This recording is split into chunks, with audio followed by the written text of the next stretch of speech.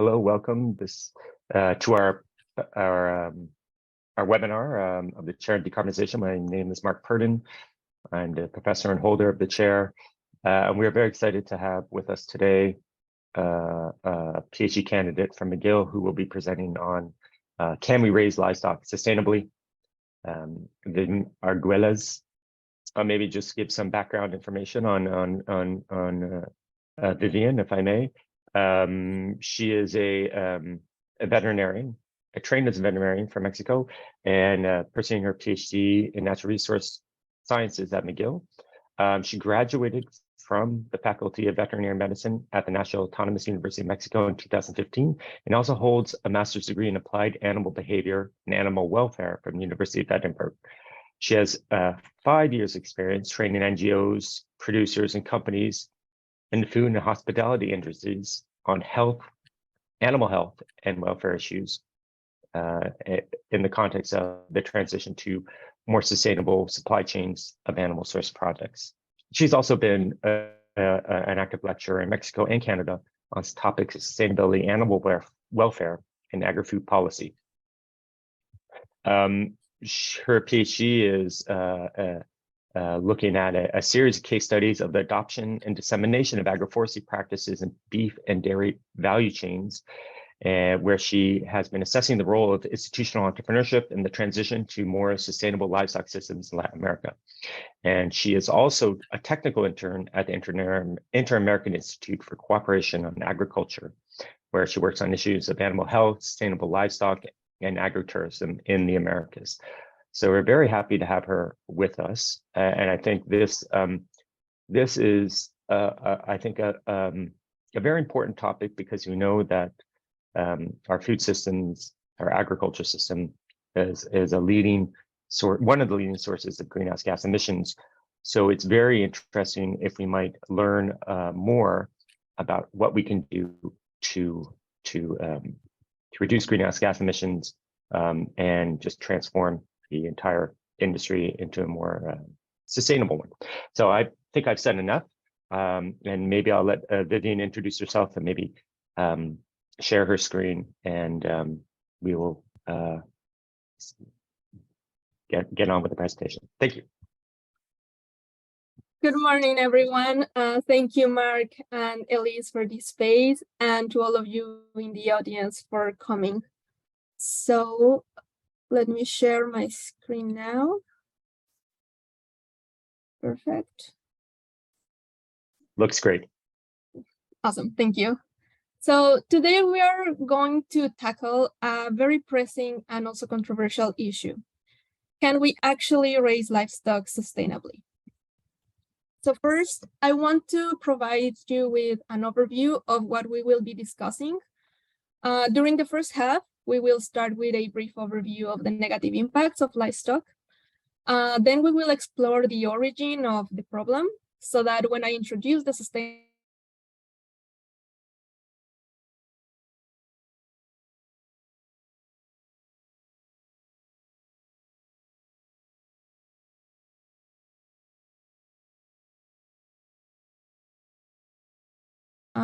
with the case of silvopastoral systems in Mexico, mainly the barriers to a sustainable transition, but also opportunities and strategies to achieve it. I will be sharing my insights from my PhD research, and well, then we will have around 20 minutes for questions at the end. So let's get into it.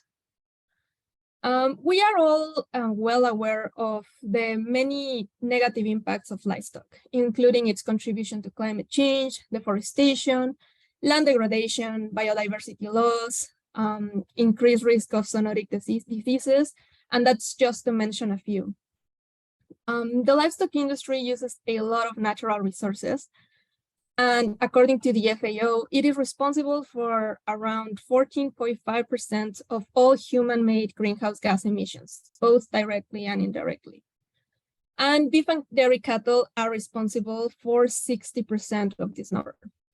So you will see cows getting most of the blame for these emissions because, well, ruminants, such as cows, sheep, and goats, have a very unique digestive system that includes a compartment in their stomachs. It's called the rumen, where microbes help them ferment and break down plant material in order to produce energy.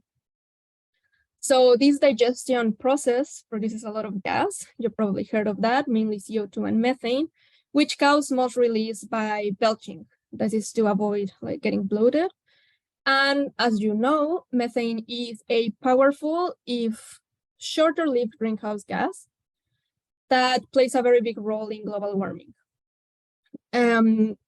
However, it is thanks to this process that ruminants are able to utilize feed ingredients that are not edible for humans. So these ingredients include forages like grasses and legumes, and even waste products from food and biofuel production, such as distillers' grains and peat pulp, for example.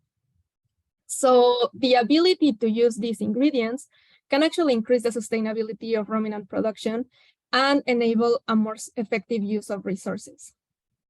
Moreover, we can't forget that they contribute to the livelihoods of millions of people around the world.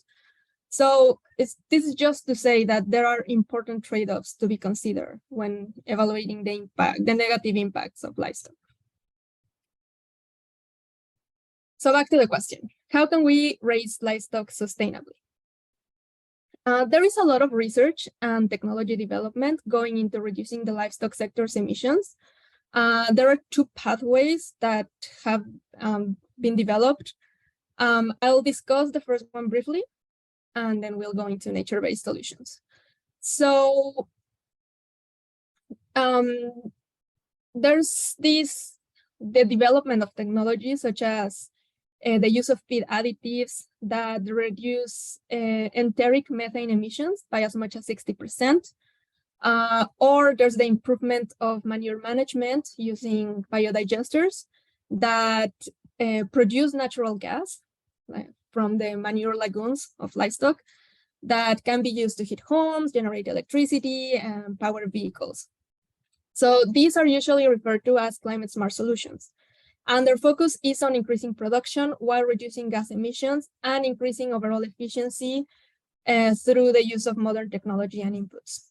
However, I don't want to focus too much on this because although they do provide improvements to the emissions problem, they do not really address the root of problems in the livestock sector, such as food sovereignty, agrochemical use, the promotion of sustainable land management, or the improvement of animal welfare. And they basically maintain the status quo. That is, they keep farmers dependent on big agribusiness firms for more and more inputs. So they can certainly be integrated into a broader, more holistic approach, but by themselves, they don't provide much change in the status quo. So, this is why I want to introduce you now to, nature-based solutions, and mainly the concept of agroecology. So agroecology is the application of principles of ecology to agriculture. It seeks to enhance relations between plants, animals, humans, and the environment while fostering the attributes of a sustainable and fair food system. At the heart of agroecology is the idea that agroecosystems should mimic the diversity levels and functioning of natural ecosystems. And similar to their natural counterparts, these agricultural mimics can be productive, pest resistant, and nutrient conserving. So you probably heard one or more of these terms before: regenerative farming, integrated crop livestock system, agroforestry. Broadly, they all refer to sustainable farming practices based on agroecological principles that aim to mimic natural ecological processes to conserve the soil, improve soil health, promote biodiversity, and they tend to be used interchangeably. Generally, what they involve is the integration of multiple forms of agriculture, such as crop and livestock production, or the integration of agriculture with forestry. So that is, they bring back diversity into agricultural operation, and that is the key. You see, a lot of the sustainability problems of agriculture can be traced back to the decoupling of crop and livestock systems and the increased adoption of specialized operations. having crops here and then having our chickens and pigs miles and miles away. And this has led to problems such as nutrient imbalances in integrated systems. Well, the livestock would provide manure that can be used as a natural fertilizer for crops, while the crops would provide feed for the livestock. But now that these systems are separated, farmers need to rely on synthetic fertilizers for their crops, while simultaneously we have an accumulation of waste and high levels of pollution in intensive livestock operations. And that is just one example of the problem. So this specialization of agricultural management tends to make farmers more vulnerable to risks such as weather variability and market fluctuations, since they are specialized in producing just one product. And the use of specific techniques and inputs can create ecological and technological problems as well, where each solution only creates additional challenges. To give you an example, the use of chemical pesticides has provided an effective way for farmers to control pests, but it has also had negative consequences, such as the emergence of pesticide-resistant organisms, soil and water contamination, and they have even led to a decline in biodiversity, affecting beneficial organisms such as pollinators. So overall, this technological treadmill of production can be beneficial for multinational agribusiness firms, as it creates a constant demand for their goods and services, such as chemicals and improved seeds and specialized feeds. But it is not as beneficial for farmers, as it increases their costs and risks while negatively affecting their resource base, which is like the environment. So this brings us full circle to the importance of adopting a holistic approach that aligns with natural systems rather than constantly working against them, and that empowers rural communities to assume control of their own production. Such an approach not only addresses issues at the root cause, but also fosters community development and self-sufficiency. So now it's time to go into one agroecology-based approach specific to livestock, which, like I said, is the focus of my PhD research, silvopastoral systems. Silvopastoral systems involve combining tree crops with grazing pastures or fodder production and livestock managed under rotational grazing. There exists a great diversity of silvopastoral practices that can be adapted to a variety of geographies, of ecosystems, and budgets. The simplest ones involve more natural forest ecosystems where animals can be introduced to graze. There are also systems with introduced grasses and some dispersed trees that provide feed and shade to the animals and wood for the farm's internal use. And the more complex and intensive ones combine high densities of multipurpose trees and shrubs that can provide fruits or timber that is used for commercial use.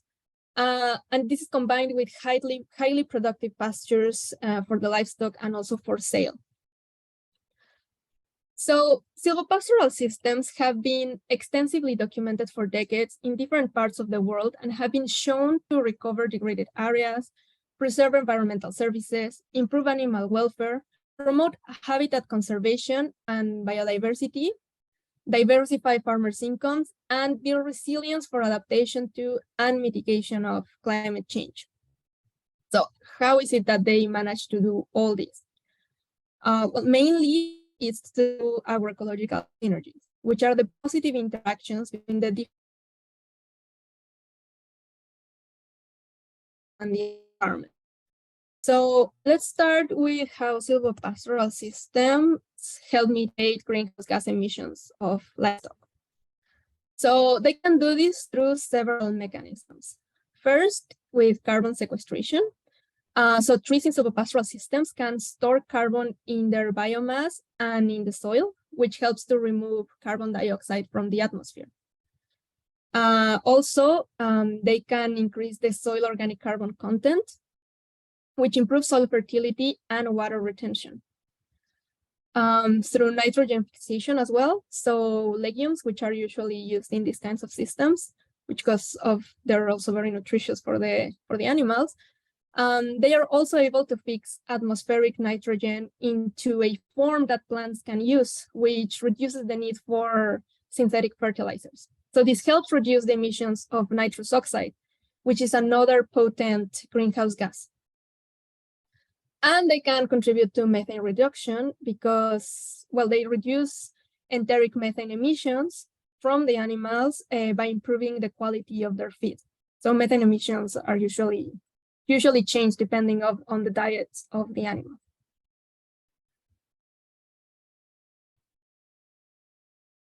Now let's move on to another benefit of these systems, which is resilience to climate change. So silvopastoral systems encourage production diversification. So you remember you have fruits and nuts and timber and livestock and fodder, like, all at the same time. Well, all in the same area. So this lowers the vulnerability of farmers' livelihoods. And according to numerous studies, rural farmers use tree products to get through challenging times like droughts or floods. And additionally, the presence of trees enhance the microclimate by providing shade for livestock and crops and cooling the air, which also enhances animal welfare. Moving on to soil conservation, trees and shrubs in silvopastoral systems can help increase organic matter content of the soil, which can improve soil structure, its water holding capacity, and the nutrient cycling. And these kind of systems can also lessen the loss of biodiversity because they can support a wider range of species than specialized systems do. So trees, just the presence of trees, offers refuge to animals like bees and birds, which are essential for pollination or can act as natural pest controllers, which in turn reduces the need for pesticides, saving costs for farmers. Also, trees serve as ecological corridors and that allow wildlife to move between habitats. And just cherry on top, a more diverse environment can reduce the concentration of pathogens and parasites. And there are several studies that show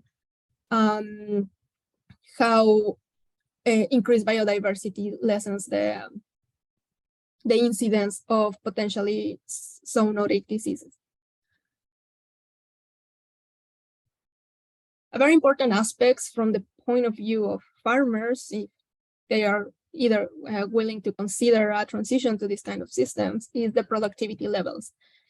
And like the title said, it's like a win-win solution because when compared to extensive monocrop pastures, studies have shown that silvopastoral systems, can support more animals per unit area than conventional grazing. And they also increase crop yields and improve animal performance, such as increased weight gain and milk production. So we can see here just an example in Colombia, how they more than double the carrying capacity, and also they increase the daily weight gains of animals. In this case it's beef, cattle. And the decreasing external inputs needed for production is key to guaranteeing sustainable systems, because feeding animals grasses, shrubs, and crop residues, which are inedible to humans, is a more efficient use of resources, does not contribute to feed food competition, and is good for animal health and welfare. Sorry, let's go back. So all in all, like the title of this talk, silvopastoral systems seems like a win-win solution, like I was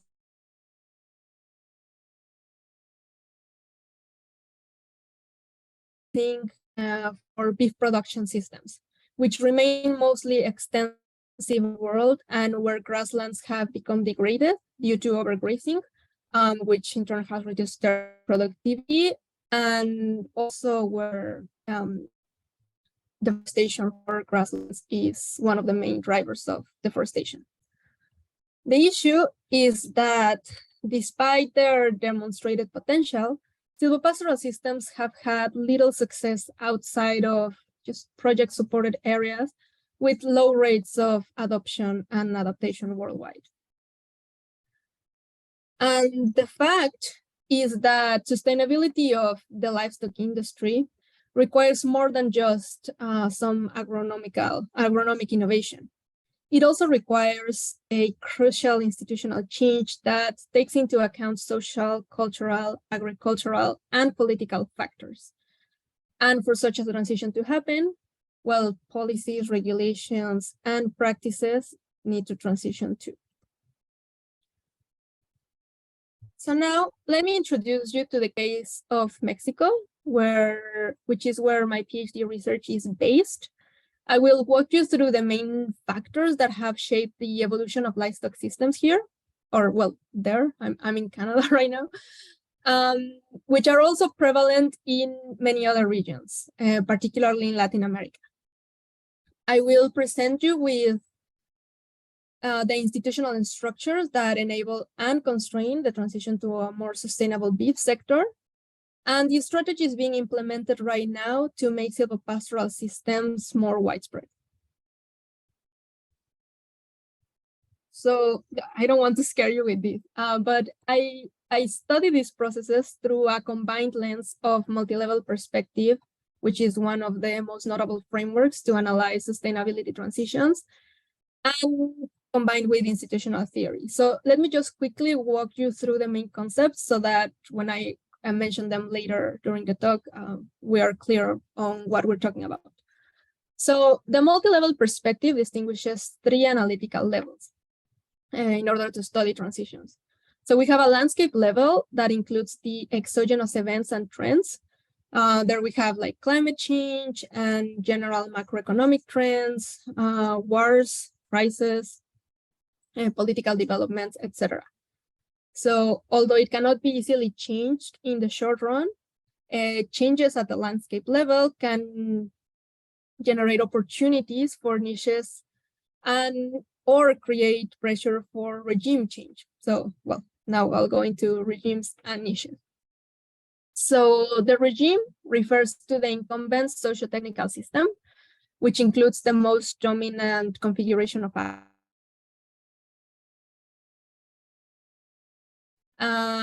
and technologies and practices. So in the case of the Mexican beef sector, the regime includes the dominant modes of production, the market demands, the focus of the policy setting, and scientific and technological paradigms. And nested in this regime are niches, which are defined as spaces in which actors can develop innovations, such as silvopastoral practices, or like I mentioned before, the climate smart solutions, and novel market mechanisms and incentives to protect them, that to very different degrees can deviate from or compete with the practices that are supported by the regime.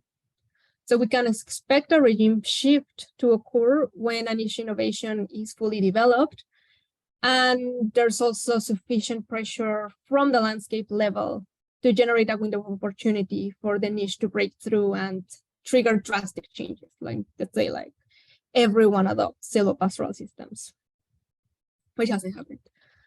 So institutional arrangements, bringing in concepts from institutional theory, are the collection of rules, norms of behavior, regulations, practices, and beliefs that are like difficult to change within a field. So basically the regime is made of all these institutional arrangements.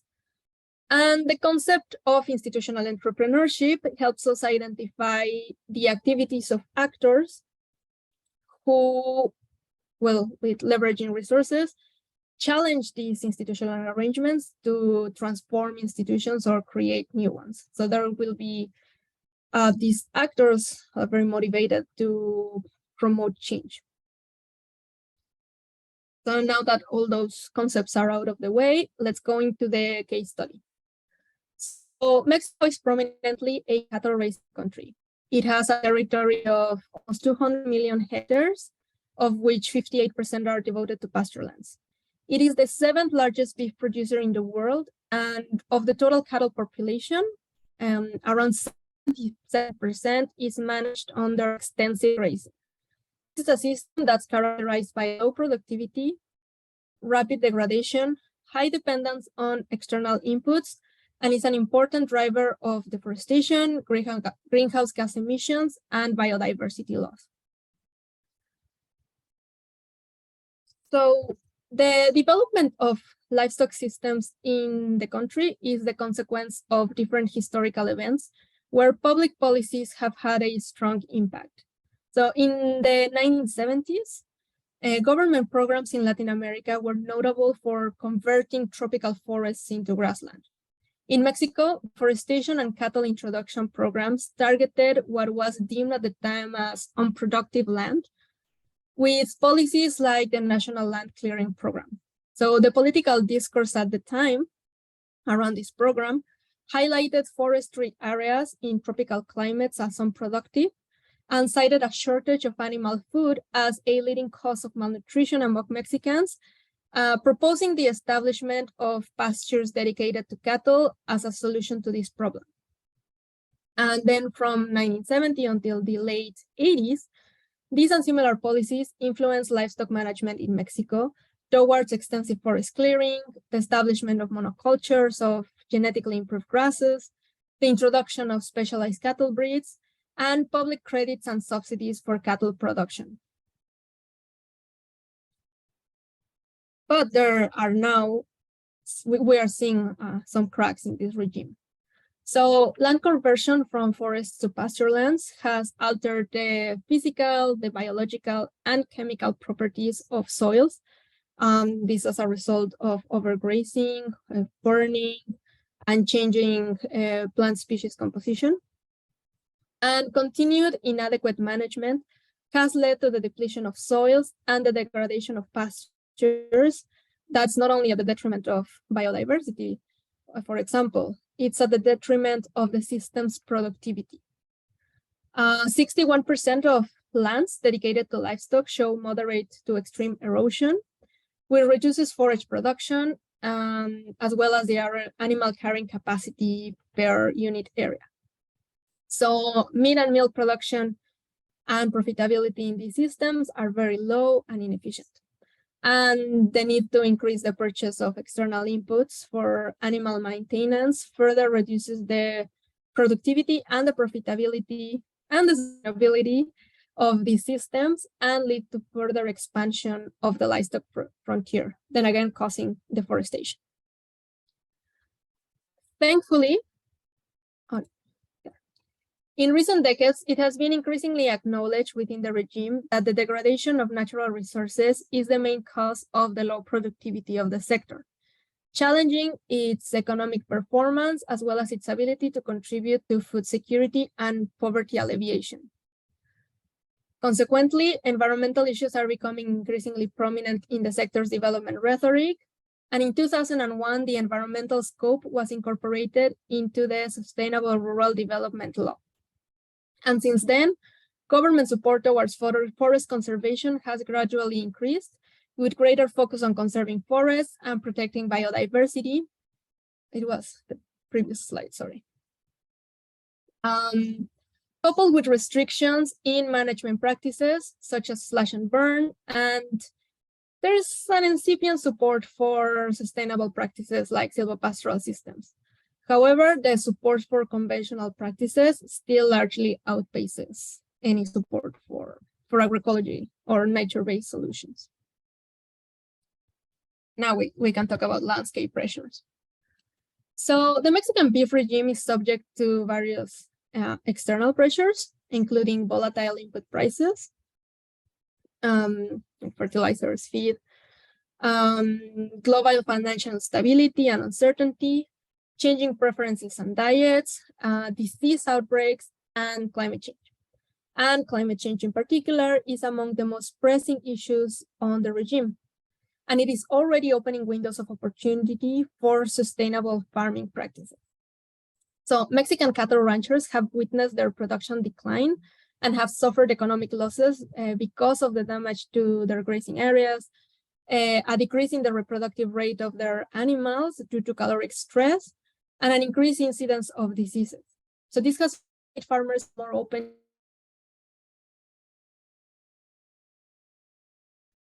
And also, global climate concern has increased the availability of international funding for climate initiatives. Most of the initiatives that are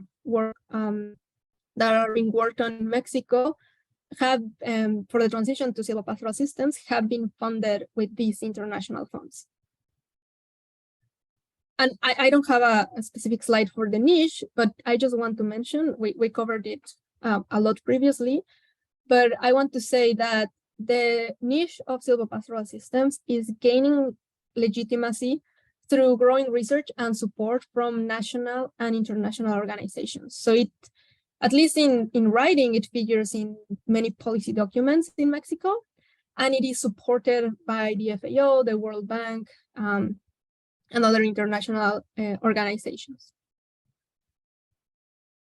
So now we're going to discuss what are the barriers that we need to overcome. So first, going into the cultural, cognitive, institutional arrangements, there is a deep-rooted belief that trees are incompatible with livestock. That stems from the decades of policies seeking the modernization of agriculture that we discussed previously, and education and training programs that are focused on specialization and simplification of management practices. Like I finished my university degree in 2014, 15, and there was almost no mention of agroecology anywhere in the curriculum. Like we only learned mostly intensive, high input farming practices. And that's the norm for every professional, from veterinary medicine, for agronomy, etc. And so the training is focused on specialization and simplification, and this cultural phenomenon is widespread in Latin America. This has led to the dominant belief among both farmers and extensionists that trees harm pasture growth, that they compete for sunlight availability and for nutrients. But like we saw earlier with the agroecological synergies, trees and pastures are actually beneficial for pasture growth, but that is all contingent to appropriate management, which represents a crucial entry barrier for producers. This is because the technical complexity of diversified agroforestry systems, it does demand a specialized knowledge that is not available among most farmers, professionals, conventional academia, or commercial rural extension companies in the field. And well, like I said before, higher education institutions still teach conventional productivist practices. There is a lack of, at the policy level, there is a lack of transversality between sectoral institutions and programs that ends resulting in contradicting policies in practice. So this is mainly like this fight between the agriculture sector and the agriculture ministry and environmental ministry. So due to their origin and focus, the programs of these government agencies, the ones that address environmental issues, tend to be antagonistic to agricultural programs that seek the development of producers, which in turn they do not consider the environmental impacts generated by their program. So the central organization of the government and the specialization of its agencies, like having agriculture and environment separate, implies that environmental concerns are usually not part of the mandate of agricultural agencies. And impacts on natural capital are often overlooked during policy formulation and implementation, or are just dismissed as the competence of another agency, which is very obvious in the implementation of agricultural and environmental programs in Mexico. I also want to discuss another barrier, which is the lack of associativity and insufficient market links. So the Mexican beef value chain is highly fragmented, with the majority of producers owning only an average of 30 heads of cattle each. So there's millions of farmers just with 30 cows.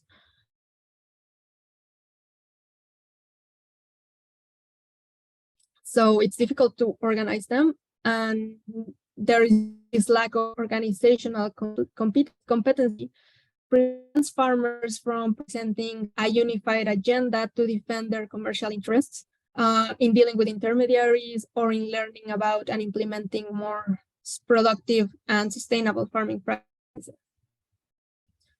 It's these small and dairy farmers often lack the essential resources for effective cooperation, such as basic education, management, and entrepreneurial skills, social networks, and financial assets. And they frequently struggle to meet markets' food safety and quality control requirements. So now that we are aware of all the challenges to overcome, or well, not all, like many of them, let's delve into some of the purposeful initiatives to challenge institutional arrangements for the transition to silvopastoral systems. We'll start with effective framing. So institutional entrepreneurs have made use of incongruences in the regime level, namely the degradation of resources and associated productivity reduction, to shape the beliefs and perceptions of different stakeholders, and to frame silvopastoral systems as a solution to the beef industry, to its low yields problem. But on the other hand, they also have framed these systems' capacity for carbon sequestration in pasture lands to obtain international funding for silvopastoral system initiatives by framing silvopastoral systems as a solution to significantly offset greenhouse gas emissions that are linked to livestock production. In the case of Mexico, institutional entrepreneurs were identified in every sector within the regime. So we had producers, we had government officials from both agriculture and environmental agencies, we have academics that were engaging in institutional entrepreneurship. We didn't have many big private actors, like, processors, retailers, those that can actually have a big role in changing supply chains. And well, some of the most important are NGOs and international funding agencies in driving these initiatives. But overall, all the strategies that I am mentioning are the fruit of collective efforts between all of these actors. So overall, in Mexico, we have seen mostly a productivist framing that has been used to create a vision of change and to rally allies and mobilize supports for silvopastoral initiatives. So it has lost some of the agroecological principles that we didn't discuss in much depth, but the focus on the support that silvopastoral systems are receiving is mainly because of the productivity increases. It's good that there's the added benefits of environmental, greenhouse gas, mitigation of greenhouse gas emissions and biodiversity, boosting biodiversity and everything else we mentioned. So now I'm going to talk about cooperation. So institutional entrepreneurs in general are savvy in social and political skills, which is needed in order to mobilize this collective action and cooperation between stakeholders that are very different, that have different objectives and different interests. And this is useful to generate political will to act. So another successful strategy that I want to share with you is the development of new business models. So example of from a variety of initiatives include the development of a zero deforestation certification mechanism that's for meat produced under silvopastoral systems. And it is meant to offer something more accessible to smallholder farmers to provide added value. So many farmers cannot afford like organic certification or Rainforest Alliance certification. So this is an effort in part from the government and other NGOs to provide an alternative. Also, there is growing awareness about how to develop and use potential carbon assets occurring from the management of agricultural and forestry systems. And there are several initiatives to link silvopastoral system produced through these projects. Many farmers have learned not only specialized technical skills that are necessary for agroforestry,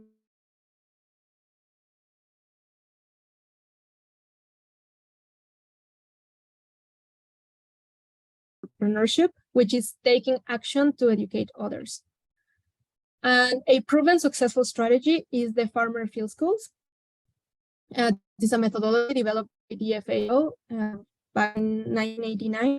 It has been used in several initiatives to promote silvopastoral systems in Mexico throughout the years.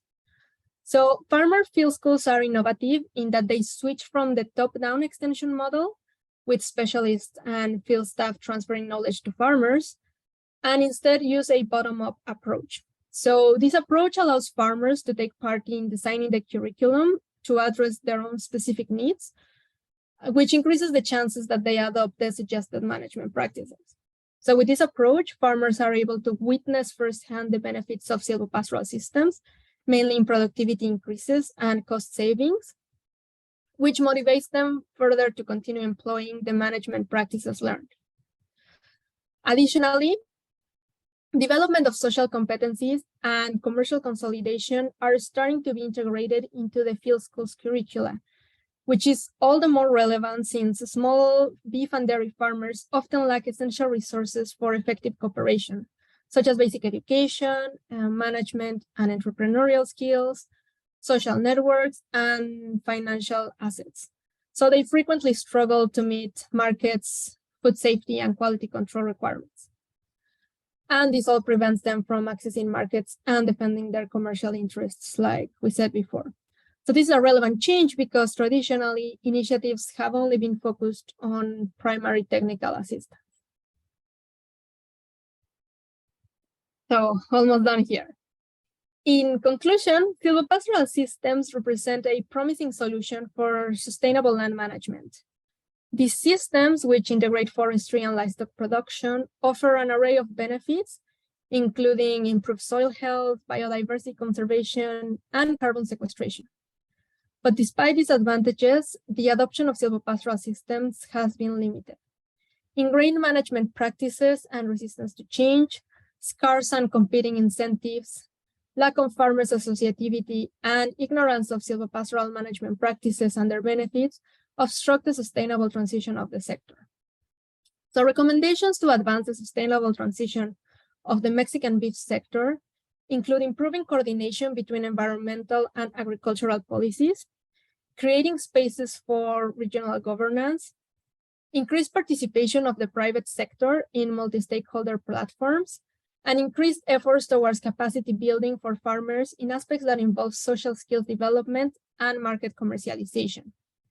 And I just want to finish highlighting the very important role of higher education in forming agriculture professionals with a broader knowledge base and skill sets with an interdisciplinary mindset.